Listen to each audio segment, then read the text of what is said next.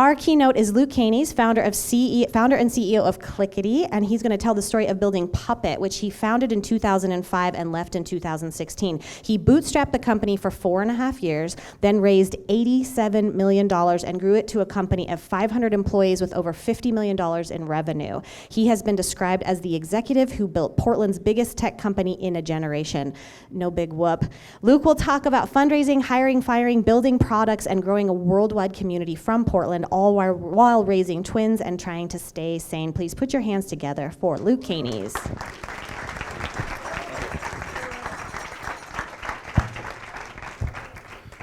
The twins are here, actually. Decided that they're going to have their first day on the mountain tomorrow. So, I can't see any of you because the light is right in my face. You can see me. I can't see you. It's an unfair advantage. So I'm just going to tell a story. I don't have a plan, but I have a lived experience, and so I'm going to do what I can to walk through the lived experience and see what I can do to make it entertaining. Thankfully, I've made a lot of mistakes, so there'll be a lot of great stories of me falling on my face and trying to get back up again to talk about. So I didn't want to start a company. I worked very hard to not start a company. I was a sysadmin after college because I tried everything else and I got fired from them all. I had 7 jobs in 2.5 years. I'm very, very fireable. And the last job that I didn't get fired from was a sysadmin. So it was like musical chairs, where it's like, oh, I don't have to leave. Huh, that's interesting. And I found a way of doing that. There's a job where they're like, you should do this thing and you should do it this way. And I was like, I'm not gonna do that. But they don't know what I'm doing, and so I could go and do it the way I wanted to, and then say like I was done, and they would go, great, how'd you do it? And I'd go like, oh, is that a bird? And over time, I got really good at automation. And the automation was this like built-in reward mechanism where I would take a like well-paying but stultifyingly boring job, like type this command 1,000 times, and I would be like, well, how about I tell the computer to type it 1,000 times, and then I sit and I look at it, and then it does the work. And I was like, oh, this is really, really good, and I can do more fun stuff, right? And so over time, I kind of did so much automation that I didn't have anything else to do. I was like, I'm done with this. And so I was like, I should go do something else. And I was in Nashville while my wife was getting her PhD. And so there weren't any other interesting jobs doing what I was doing in Nashville. And so I was like, well, I could go to business school, but I'm sorry for those who have this, I don't have any respect for the business degree. I didn't think I was going to appreciate the things I would learn from it. And I thought about going to law school, but it turns out that law school is so expensive that you have to become a lawyer afterwards. And I didn't want to be a lawyer. I just wanted to like change my career in some way. And so I was like, well, I'll find somebody who's already doing the things that I was doing, like building a product to help people like me, and I will go help them. And I went to help them, and I was like, oh my God, this is really, really bad. And I lasted 5 months, and partially because I was commuting back and forth between Boston and Nashville, and I had done the incredibly intelligent thing of decided to bike commute 7 miles each way from September to February in Boston. So I let myself not ride on days when it was below 27, so like, okay.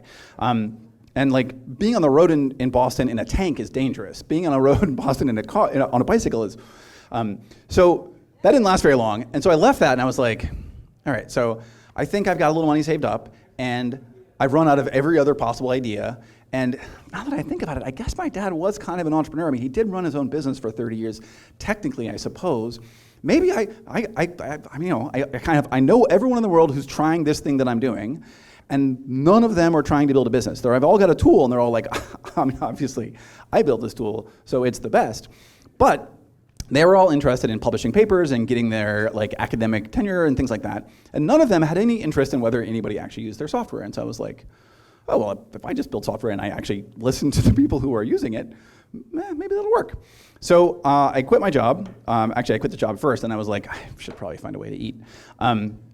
And so we lived on my wife's generous graduate student stipend, which was $23,000 a year. And I quit a $110,000 a year job to do this. And like I said, I thought I had some money saved up, but at some point the IRS sent me a letter saying, we disagree. And when the IRS disagrees with you, it turns out, they're right.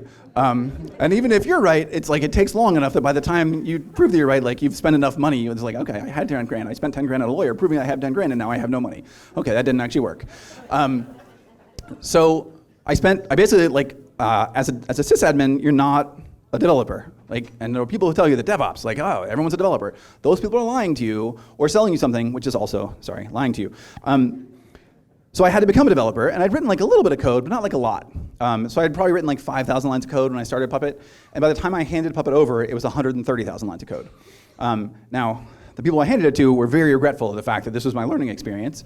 And they basically, like, at some point poured amber on it and then lit it on fire and then threw dynamite at it. But I went through this learning process, right? And it was, frankly, super fun. It was one of the densest learning periods of my life. I really enjoyed it. Programming is like a puzzle that is, it's the hardest thing for me to pull up. I've never done anything in my life that I have a harder time stepping back from it, just saying like, oh, I'm supposed to stop. It's been 2 days since I ate. I should probably sleep. I think my wife has been trying to talk to me for 12 hours or so. All right, I should probably, and then you try to move and your legs don't work and stuff like that, right?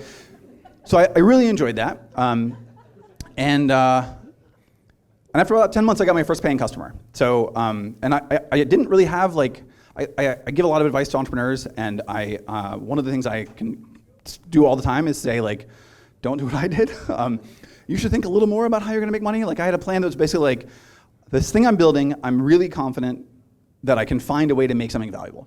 I don't know exactly what it'll look like. I have a plan, but I know my plan is probably stupid. But if I take my plan that's stupid and I bring it to people and I listen to those people, maybe listening to them will help me make my plan less stupid, right? But I didn't really think about like, what is my overall business gonna look like? I was like, I'll start with services because I had been consulting for a while, and I'll figure out how to make money. I mean, other people do it too. It can't be that hard.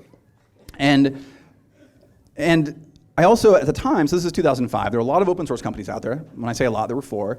And I was like, they're doing it, I will copy one of them at some point later on. And that was not that great of a plan. So I did start making money though. I started doing consulting. So we consulted for 3.5 years. The first 3.5 years, I was the only employee. Actually, right about 3 years into the company, I discovered one day that I was incredibly burned out. This is my first of probably 3 major burnouts. And completely coincidentally, to me realizing I was burned out, my wife found out she was pregnant with twins. And I personally can't recommend when you're like in a bootstrapped startup planning to have a baby, and I certainly can't recommend accidentally having more than one. But that's what I did, and I would say like all of you people who have your babies serially, you're lazy and you don't know what you're doing, right? Like you think you're good parents, we were really tested and y'all are amateurs. So I looked up and I was like, I can't do it like this anymore. And I had been working basically every hour that I could possibly work, and I counted, and that's was 72. And there are people who are like, I work 100 hours a week, and I'm like, you might stand there 100 hours a week, but I'm really skeptical you're working 100 hours a week. But I basically was done. I was like, I can't do it. So since 2008, February or so, again, coincidentally the exact same day that we found out we were having twins, I had a mental breakdown, and completely unrelated to that, realized I couldn't work anymore like that. So I basically haven't worked weekends or evenings. I haven't worked more than for like 45 to 50 hours a week consistently. I mean, I've done some, but consistently that's not been my pattern since 2008, right? I would, in case you're worried though, I did manage to burn myself out 2 more times without working extra hours, right? Because if you just pack all the intensity in the fewer hours, it could be just as bad. So don't worry. So at the same time, I had tried to hire people in the past, and both of them went really poorly. My first hire, man, there are so many stories about this. Probably the 2 most important ones is it didn't work out, and in the 3 months it took me to figure out it didn't work out, the best person that I could possibly have hired became available and then went and did something else. So the most important impact this guy had was making sure that I could not hire the person who would have been most helpful. When I was interviewing him at my house, there was a drive-by next door, and he was in the bathroom, and when he came out of the bathroom, I said, "Are you okay?" And he said, "Yeah," and I'm fine. Why? And I said, "No reason, because I needed him to work at my house." So there are other stories too, but that's, so when he didn't work out, I was like, I guess I just can't hire. There's no choice but I'll do it all myself. Don't do that, right? Pro tip, again, just because it worked for me doesn't mean it was a good idea. So I reached out to the only people I could think of who might possibly be willing to do me a favor, my college roommate and my best friend, and I hired both of them. Again, don't do that. This is 2 separate people. And I paid them full salaries. So like years later, I was like, wait a minute. If I was paying them full salary, they weren't really doing me a favor, were they? So again, you're making low quality decisions when you're burned out, right? Like your brain is gone, you're stupid, and you're making dumb decisions. This is the kind of thing you do to hurt your business because you burned yourself out because you're working too many hours, right? Again, get sleep. It's good for you. Eat well, get exercise, that whole thing. So So they joined, and at that point we're making like a few $100,000 a year, and we're consulting. And by we, I mean me. I'm still the only person writing code. I'm still the only person doing all the consulting. But at some point I hand all the consulting off to my best friend, and that was like, and I very distinctly remember actually my very last consulting gig, he had come with me, and so he was shadowing me to take over, and this was like his first time doing this, and so like, hey, by the way, guess what, tomorrow this is your job, I hope you're ready. And we were in San Francisco, and it was my only ever Red Bull fueled development gig, because I had made a promise to Stanford University, and they had given me some money in exchange for that promise, and if I did not keep that promise by, I think it was August 31st, I had to give the money back. Of course, I didn't have the money anymore, so I needed to give them the code instead. So I'm on my client during the day, and I'm going back to my hotel room at night and pounding Red Bull and drinking this thing because my kids are due any day, and I've got a flight home that night, and that's my last flight, my last trip until the kids are born, right? Well, I finish it on Thursday night, I ship it, I'm taking an 8:30 flight, my wife texts me at 3 and says, I don't think it's a drill, my water broke. So I'm in San Francisco, she's in Nashville. You cannot get from San Francisco to Nashville in the amount of time it takes and everyone's like, oh, don't worry, it's your first one, it'll take 24 hours. My wife's like, right? No, 7 hours. So I landed in Dallas, finding out I was a father, right? So again, things not to do, right? Mostly worked out well. My kids didn't even notice. And honestly, my mother-in-law has always appreciated it because she got to be in the delivery room instead. And of course, if I had been there, right, she'd have gotten the hand. So it was great for her, and it was a great bonding experience for them. It was just, complicated for me. I'm a bad enough father anyway. I could at least be there and be a bad father rather than being absent and being a bad father. So that was summer 2008. We're like, again, a little over 3.5 years in. And I had talked to people about raising money in the past, but had never found anybody. It was like the old joke about the clubs, right? I never found one who I would take money from who would also give me money. It's like, wow, I really love that person. They're like, I'm sorry, I will not talk to you. And then the people who are like, I would happily give your money and ruin your life. And I'm like, it turns out that's not the deal I'm looking for. And so we just kept bootstrapping for as long as we could. And I always told my wife that she was getting her PhD, and Nashville is kind of my hometown, and I hated it as a result. And so I always told her that I wouldn't be at her graduation, I would be in the U-Haul honking the horn. But it turns out she was pregnant with twins, and so I always say that all three of them have PhDs because, she was carrying them when she got hooded. They do not behave as though they have PhDs, though, I tell you. They're not nearly so educated as you would want. So about a year later, though, I was at an event, and an investor tracked me down. And again, we're still just the three of us, and I'm still in Nashville. And he says, I'd like to invest in your company. And I said, that doesn't sound right. And he said, well, we should talk on Monday.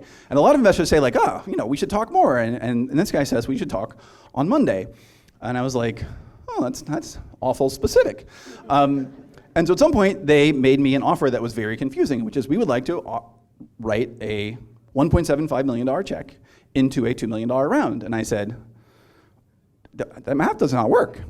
And they said, well, then you would find other rich people that you know to give you the rest of the money. And I was like, you are literally the only rich person I know. And he was like, I just joined this firm, I am not rich. And I was like, then we're stuck. So eventually, through them connecting me to rich people that they knew, because again, I don't know any rich people, even though there are a bunch in Nashville, they are all musicians and they do not do technology. I was able to raise a total of $2.25 million, again, mostly through accident. I didn't build a deck. All the things you're supposed to do, I didn't do those things because I can't do those things, it turns out. And pretty much that day, we knew this was getting done, and so we took our last trip to the Rockies, not to the Rockies, to the Smokies.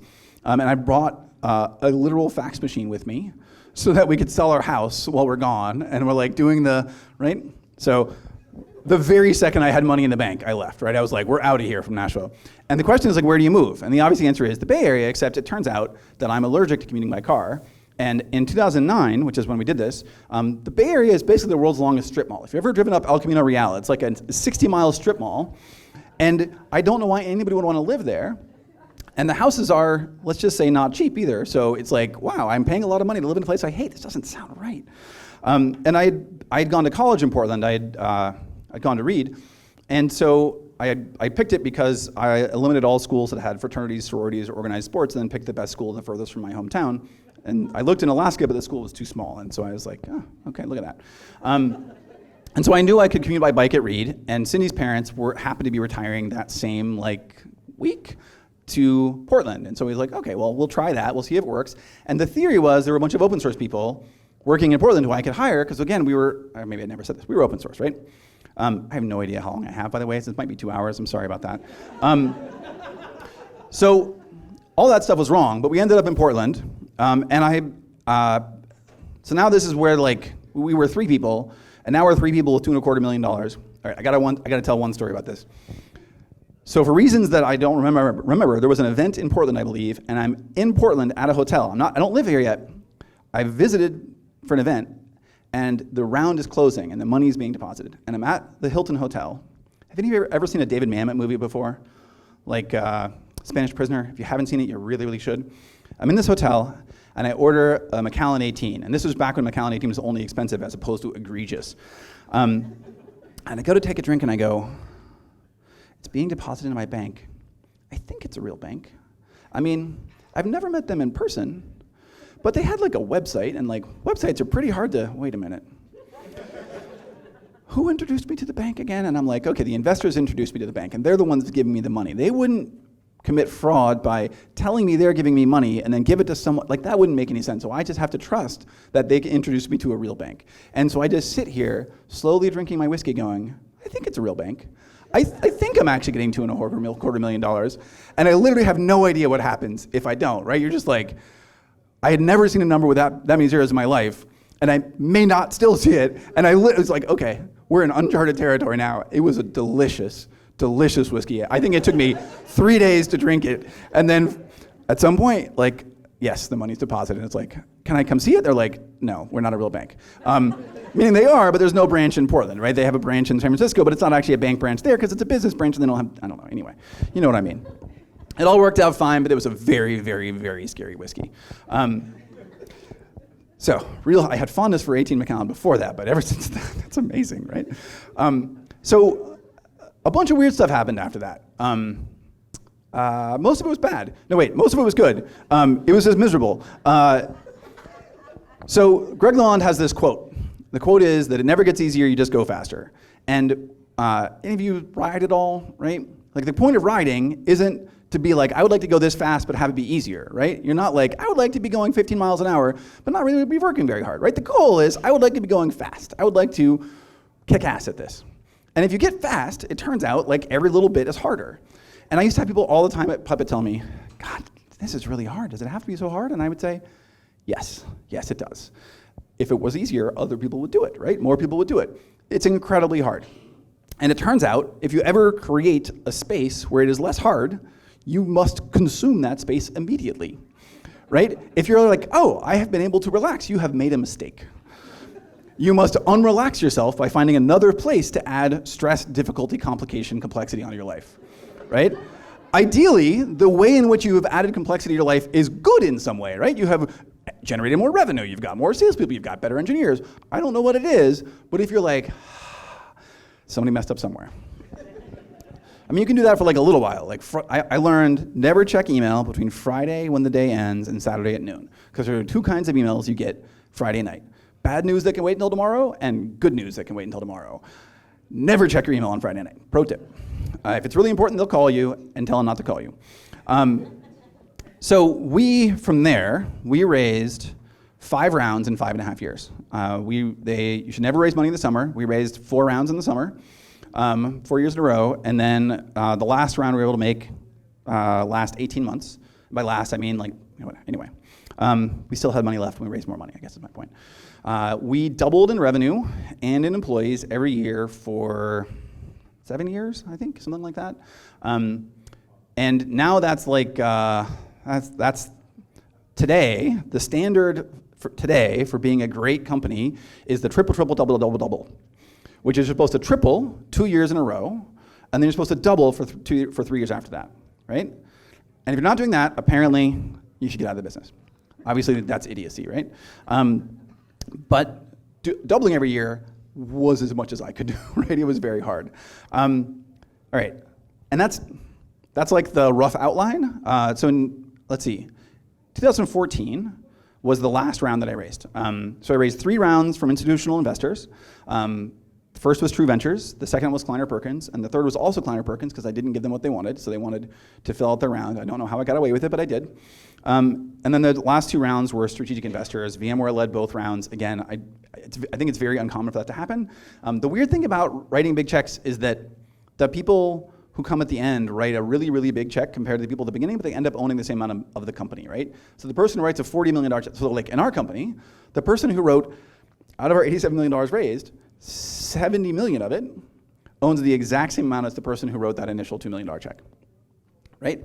So it gets weird, right? The scale stuff is strange. So summer 2014, I'm raising my last round, and I'm realizing, like, I'm done. I can't do this anymore.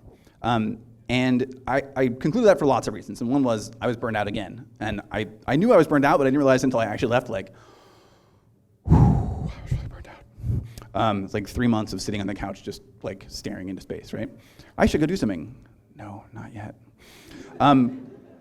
And at the end of that year, I realized, like, okay, it's time to leave.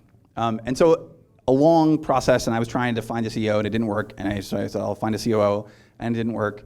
And eventually, September 16, it became clear that the right way to say this is it was my plan and the board's execution. The board decided that the COO who I had hired, who was not going to work out, should instead become the CEO, because if you're going to not succeed at COO, I'm sure you'll do way better running the company.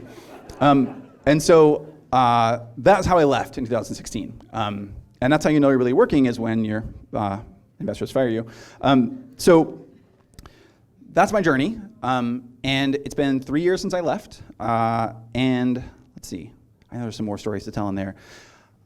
Every single investor for all those 5 rounds always asked, what about Portland?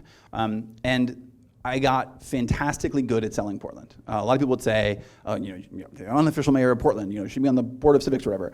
And the reality is, like, I recruited many, many people to Portland. I had to be incredibly good at it. And there were many things about Portland that were great. And I would say, like, frontline employees, Portland was fantastic. I would also say at least half of the reason that I was so burned out I couldn't do my job anymore was trying to recruit executives to Portland. And that doesn't mean it's impossible. It doesn't mean it was the wrong answer, but it does mean, I was grinding myself to a nubbin just trying to get people there, and the people who had gotten there, trying to get them to succeed there, right? Because you're always, when you narrow your funnel so far, the people who you get, it's harder to get them to succeed than the people who were perfect for the job or whatever, or perfect for you, right? Because it's not just about the job, it's about the job, the timing, you, experience, it's everything, right? So I'm not gonna tell you that you shouldn't be in Bend. I'm not gonna tell you honestly, anything that ever feels like I'm telling you what to do, like, back me up, because I don't wanna do that. I just spout crap and people do weird stuff as a result sometimes. But for me, that's the thing that I would think seriously about. Is how, like, the frontline talent, I think, is fantastic in a lot of these places. And we had no problems there, and I'd say we still have no problems there. New Relic is a great example of a company that built an entire engineering team in Portland, but they also had almost their entire executive team in the Bay Area, and that balance worked out really, really well for them. So that's a, like, substrate of my life, but over those, like, 5.5 years, 6 years, where I was raising every year, we were doubling every year, we were doubling people every year. There were so many things we learned, right? I was traveling 30 to 50% of the time, always on 3 airlines, so I never got elite status anywhere. It was always like, oh, you're the lowest status. You can board second to last instead of last. Or you can pay for the privilege of boarding, actually still second to last for some reason. I don't really know what happened there. So, I don't know, there's so many lessons. I'll skip to what I'm doing now, just as like a finishing point, and then we'll see if I have more stories to tell. What is my timeline, by the way? Tell us what you're doing now. All right. So I spent the last 3.5 years, trying to figure out, like, what's next. And my first thought was like, I'll start in the company. And 5 seconds after I left PubTalk, I was like, no, I'm not going to do that. So I thought, well, I don't know, let's investigate venture. Should I be an investor, right? I mean, I have had a thing that smells vaguely like a success. I should obviously be an investor. And I talked to a bunch of investors, and similar to trying to get my first round, I couldn't find a fund that I would want to join that would also have me, right? And also, I mean, I'll be honest, like, what the venture world needs right now is like a bunch of black and brown people and a bunch of women and a bunch of people who are weird and different who didn't go to Stanford or Harvard writing checks, right? That's what the investor community needs. And if a fund full of those people needed a token white guy, I would have been happy to join them And I think I could have added some valuable diversity there. But as it was, I wasn't convinced I was going to bring a different perspective. And also, like, venture capital is basically access capital. It's about who you know. It's about building a network, building pipeline. I think maybe I could do that. I think I would find it really hard, and I don't think I would actually be great at it. It's conceivable, but I didn't want to like start my own fund, and so I spent a long time thinking about doing a studio. And Christmas this past year, and studio basically where like I try to start 1 to 2 companies a year. And I know a couple of studios that are doing this and really enjoying it because I have way too many ideas, and it'd be great if I could just like start all of them and not be responsible for actually making them work in the long term, right? It's like, wow, this was really fun, and now it's your problem. And they're like, great, you'll be there to help, and I'm like, sorry, what? I can't hear you.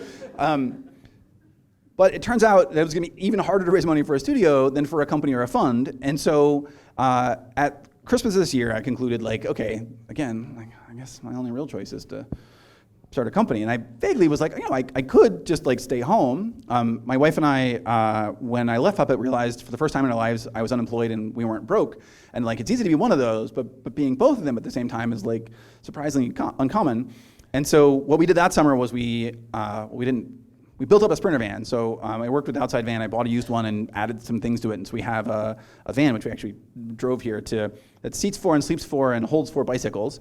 And we did a 62-day, 9,100, my daughter's telling me, 5 bicycles. Yes, but not if we have all our junk in it. Yeah, see? Raise children who will disagree with you in public, right?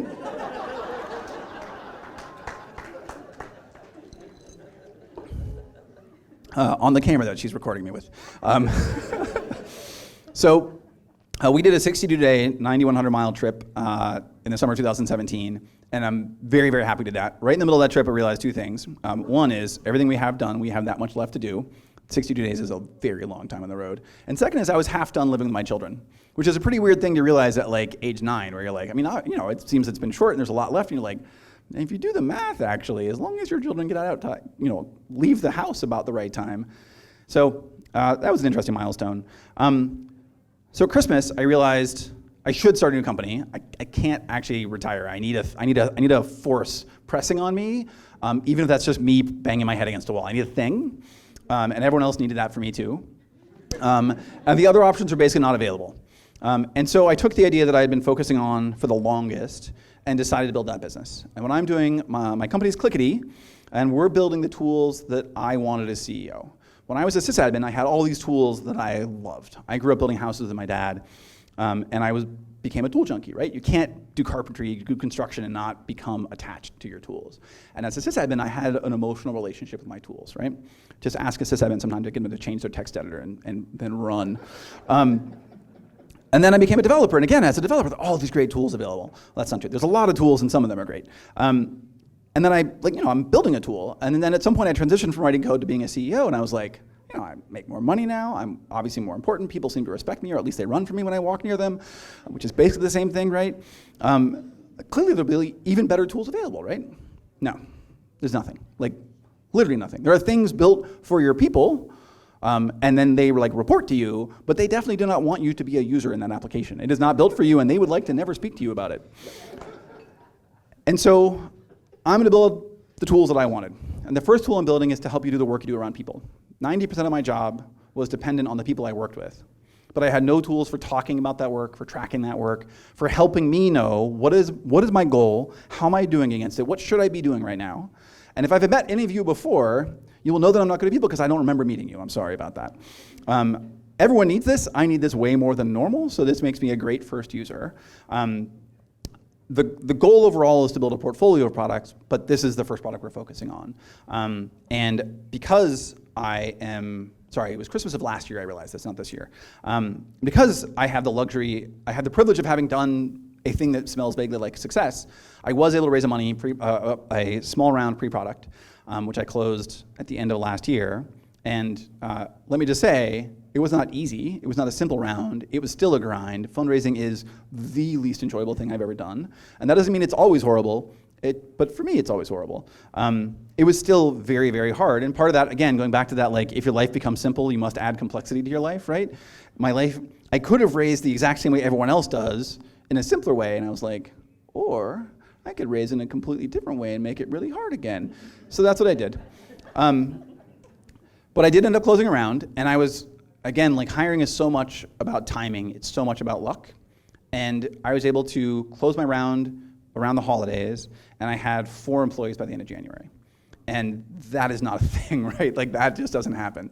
I'm looking for my linchpin that I'm looking for is front-end engineer. So like I'm out doing that now, and that's going to take probably more time to hire that one person than it took to hire the first 4 people, right? Yeah, welcome to hell. So that's where we are now. I sent out a survey to try to do user research with people today, right before I walked out the door. Like sent the survey out and then left, and of course it blew up immediately. So I'm like troubleshooting it from the Taco Bell on the way down here. So I think that's what I'm doing now. That's the whole story. I'm happy to repeat questions too. I love that you brought up your burnout and you shared that with us. Can you? One of them, yeah. Yeah. How did you recover, and what are you doing now to prevent it? How many of you are entrepreneurs or run companies or things like that?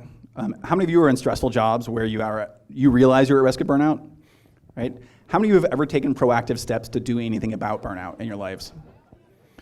In my opinion, you must have someone in your life you can talk to about burnout. Burnout is a real thing. Burnout will hurt you. Any of you know how many hours of sleep the average basketball player gets a night? Right? Like, do they have less stressful jobs? Does being on national television, getting paid millions of dollars to earn millions of dollars, is that more or less stressful than what we do, right? So if it's good for them, maybe it's good for us too, right? A lot of basketball players get 12 hours of sleep a night. Now their jobs are slightly more physical than most of ours, but they recognize that being rested matters, right? Now again, Serena Williams, best tennis player in the world, she's got a coach. LeBron James, probably best basketball player in the world, he's got like 5 coaches, right? When Tiger Woods was the best golf player in the world, he had like 3 coaches, right? If you are trying to be the best at what you do, you are probably not as good at it as Serena was at what she did. And she had coaches. So you should probably have a coach. You should have people who you pay to help you get better at your job. And one of the ways that they help you get better at your job is to make sure you create space for yourself, to make sure that you back down your timing, to make sure that you make promises to your employees that look something like, I'm going to deliver on the work, but we're going to structure it in a way that you only have to do the most important stuff, and you can get home to your families, and you can get home and have sleep, and you don't have to answer the phone on weekends. I was talking to an entrepreneur one time. I think I had the same conversation with him and his wife about stuff, and they were like, but what do you do about the phone calls at dinner? And I was like, I've been doing this for 6 years, and I may have had 1 phone call at dinner. Because again, it's like I go on holiday, and I'm like, I'm on holiday, I'm not going to be checking my email, and if you need me, call me, but don't need me, right? Like, they've got to rely on you not being there, and you got to train them. Like, and if they call you and they're like, hey, I have a question, you're like, great, send me an email. They're like, but you said you're not checking email. And I was like, exactly. I will answer your question when I get back. Is it critical and urgent? Do I have to answer today? They're like, no. And I'm like, click, right? Tell them the phone calls are expensive and why, even though it's domestic, it's the same price. Thank you. That's awesome. Thank you. Yes, Aaron. What's been your favorite part so far? Part or park? Because we were mostly visiting parks, so okay. Yellowstone is always the answer. It is our best park. We got better. It's only gone downhill since we made Yellowstone. It's weird, right? Everyone's gonna have a talent, and mine is seeing the worst in everything. It's really hard for me to find positive stuff to say about almost anything. My kids could absolutely vouch for that. For me, the thing that kept me going, the thing that always, you get up in the morning and you say, my God, this is horrible. I don't ever want to do this again. Why should I go in today? The first answer is always customers for me. And we were very event-centric at Puppet. We were always very community-centric, very event-centric. We brought people together, and we tried to get them to talk to each other so that we didn't have to pay money to teach them anything, right? If they can teach each other, it's cheaper for us, and they all have more credibility with each other than I do. And the thing that like every one of these events, at least one person, and usually more than one, would come up and say, Luke, you saved my life. Luke, you saved my career. Luke, I like my job for the first time in my entire life, right? The average sysadmin before Puppet was getting interrupted every 30 minutes And science says, every 20 minutes, and science says that if you get interrupted, it takes you 30 minutes to get back to doing what you're doing, right? You do the math and you go, oh, so they're just literally always dealing with interruptions, right? They are. It's a miserable job. And everyone viewed being a sysadmin as a cost center. And I'd go to my customers, I would say, the people write checks, and I would say, you should buy this thing. And they go, well, will it reduce cost? And I would say, you have a choice. I can keep the exact same service quality, and I can reduce your cost, or, this is going to sound crazy, I can keep the same cost and increase your service quality. And they go, wait, that's an option? The sysadmins got to do better work. They got to do more interesting work. They liked the work again. And that was the kernel of it, right? Hanging my hat on, who am I helping? And I'm not going to try to say that making people automate computers faster is saving the world, but I am going to say there are like 500,000 people out there who like their jobs a little bit better, and when they come home, they smile a little more, and they get paid more, right? Their workplaces appreciate them more. They're now part of the team instead of sitting down in the basement. If you haven't seen IT Crowd, you should. It's exactly like that. So that's what I hung my hat on. And the next was employees, right? Did they build a place where everybody got something? This doesn't have to be your best job ever, but it has to be a thing where you say, my favorite was always like, I'm sorry, every job after this will be worse, like Yellowstone, right? It's just downhill from here. That was my favorite, but customers, employees, making their lives a little bit better all the time. Awesome. Yes? You said that you raised money in a different way this time. Are you able to share any details about what different? Can you share how the raise this time was different? Yeah, so there's a game with fundraising, and everyone will tell you this. Sorry, most people will tell most people this. Everyone, whatever. There's a game. You're supposed to do it exactly the same way, right? We're an incredibly innovative industry. You know that because we follow a perfect formula. You're supposed to follow to the details, right? You're supposed to have a deck, my first round I didn't have a deck because they were like, we'd like to give you money, and I was like, well, great. And they were like, do you want to present something? And I was like my code, So this round, I knew I didn't want to have a deck. I've done a ton of presentations, and I don't like presentations as a thing. With Puppet, you weren't allowed to use slides unless you were literally presenting on stage. So I wrote a 6-page memo, or an 8-page memo, and it got shorter over time because I watched that people never had passed the first half page. I wrote a pitch memo because to me, I'd been spending the last 2 to 3 years practicing writing. If you're interested in there's a lot of articles at lukekanies.com with all my writing up there. And so I felt like it was a skill that I was better at, and so I wrote a pitch memo. And then I tried to write a deck. I spent a week trying to build a deck, and it was just like, I was out on the sidewalk dragging my cheekbone down the sidewalk, and I was like, you know what, actually, I'd rather just not raise money than do it this way. So I'm just gonna, and everyone's like, oh, it won't work that well, and I'm like, tell me about it. You should see how it's gonna work with the deck. So no deck, and I decided not to have a lead investor, so I don't have a board yet. So I have, I think, 5 institutional investors involved in relatively small checks, and I think each of them thinks they're going to lead the next round. That's not going to work. And then the rest of it is founders and some like semi-professional angel investors.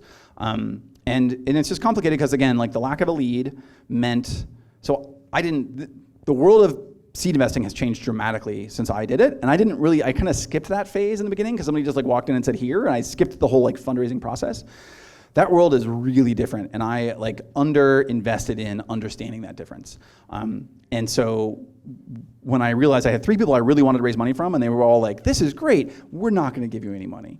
I'd love to buy your product because I am a big believer, but just not in your ability to build it. Right, a big vote of confidence. So what I should have done is like start a process. And of course, I didn't do that because I'm stupid. And so I just like kept adding people to the list, and that was also, again, like that's a bad idea. So if you can do a deck, do it. The not having a lead was more like, it's working out okay, actually. I like the result, but it was a painful process. Okay, I think we have one more question that we can take from the audience. Yes. Do you live in Bend? No, I live in the Alberta neighborhood in Portland. I came down here for this. I said I would, sure, I've been to most of the cities in Oregon. Like I've done tech-related things anywhere I can, right? To try to give back in some way, as much as me telling whole world stories about how bad it is giving back, right? And before I had employees, before I'd closed my round, Erin, I'd said, hey, and I'm happy to, if there's something I can do to help. She said, yeah, come do this talk. And then like suddenly I closed my round and I've got employees, and I'm like, whoa, the commitment to Drive to Bend is a really different commitment down than it was 2 or 3 months ago, right? And so I was like, well, the only way to make this worth it is to bring the kids and do the whole mountain thing. So But I've been down here a lot. We spend a decent amount of time here, but just visiting and stuff. So mostly in the summer too. Awesome. Well, yes. Sorry.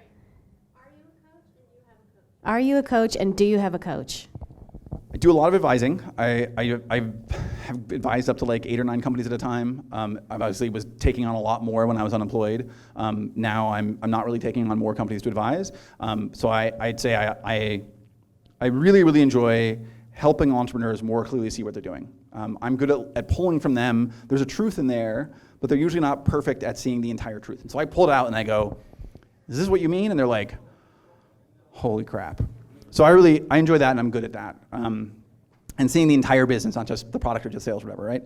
I do have a coach. I have connected her with like 10 other entrepreneurs in Portland. So like half of her business I delivered directly to her. So she helped me for free during my unemployment process, which was great because she knows I'll just bring her more leads. So I do still have a coach, and then I also have a lot of other people I ask for mentorship and help from all the time.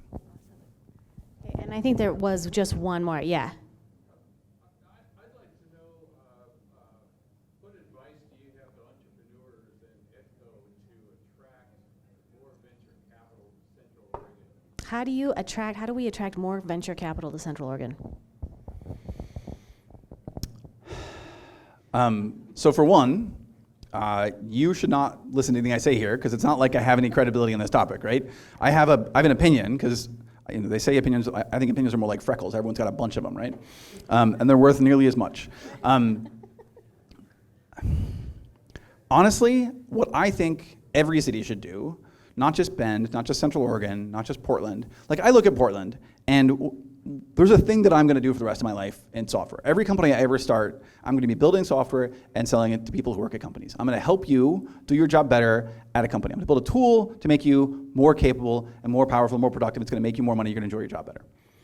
All of that's B2B, right? 100%. Now, there are places that do that really, really well. Conversely, if you would like to start a music company, you should seriously think about being in Nashville, my hometown, and then once you make it a little bit big, move to New York or LA. Don't start in New York or LA, that's too expensive. If you want to do footwear, you should probably do it in Portland. If you would like to do outdoor apparel, you should probably do it in Portland. If you would like to do a beverage of any kind whatsoever, you should definitely do it in Oregon. There are things that these places are amazing at, and you can get funding to do these things. I've been on the EY judging panel the last couple of years, and the kombucha companies had more revenue per employees, had higher growth rates, had larger revenue numbers on less money invested than all the software companies. And I don't mean like the software companies coming out of like, whatever, somewhere in Idaho. I mean like the ones in Seattle, the ones in Portland, right? The beverage companies were better companies than the software companies. And so what I would recommend is ask yourself, like, what is Bend amazing at? What is Central Oregon amazing at? What are we great at such that more money would amplify? And how do we build companies that money can amplify? Right? Because you don't want to raise money unless your company is a company that will become 100 times bigger from raising money.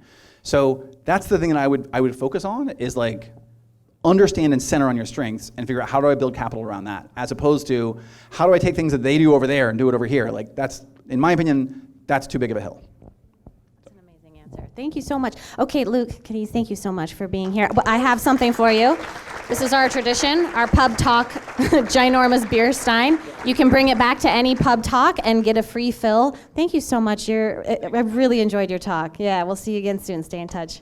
Thanks, Luke.